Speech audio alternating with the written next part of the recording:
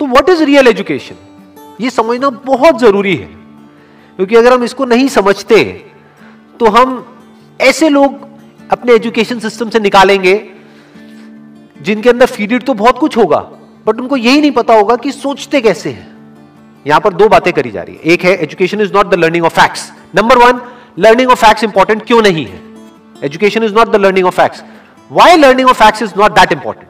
Because all the facts, all the knowledge, all the information is already available on the internet. अगर उसको यहीं पे store करने का नाम एजुकेशन है तो ये तो किसी काम की नहीं है।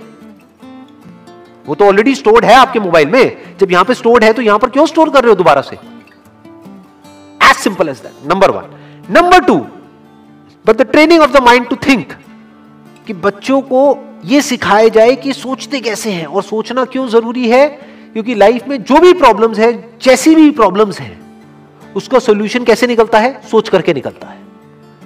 मेमोरी से नहीं निकलता है, गूगल से नहीं निकलता है, फैक्ट से नहीं निकलता है, नॉलेज से नहीं निकलता है। उस नॉलेज को यूज कैसे करना है उससे निकलता है।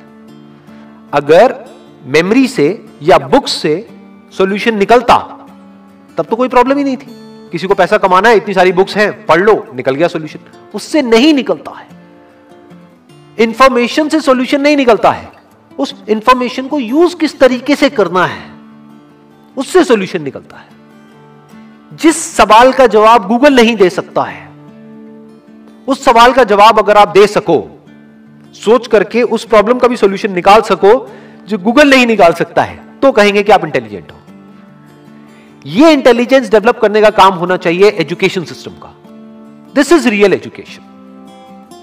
Next quote is, the true sign of intelligence is not knowledge, but imagination. Knowledge के बेस पे जो पास्ट में हो चुका है उसको हम रिपीट तो कर सकते हैं, लेकिन कुछ भी नया क्रिएट नहीं कर सकते जब तक कि इमेजिनेशन ना हो।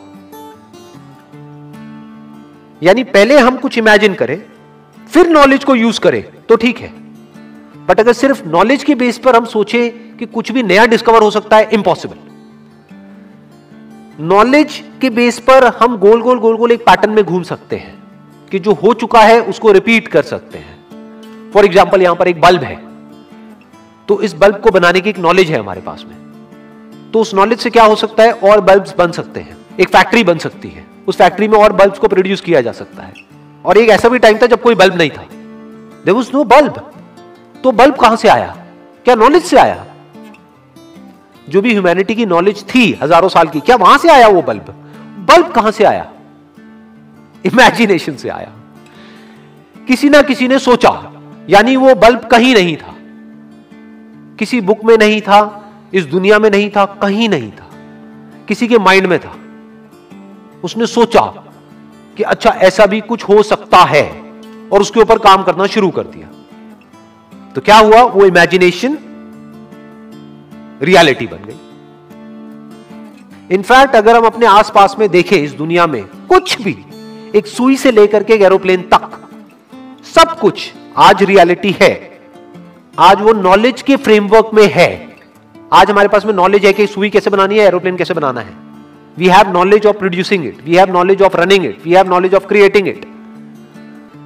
बट एक टाइम पे वो सब क्या था? वो इमेजिनेशन था।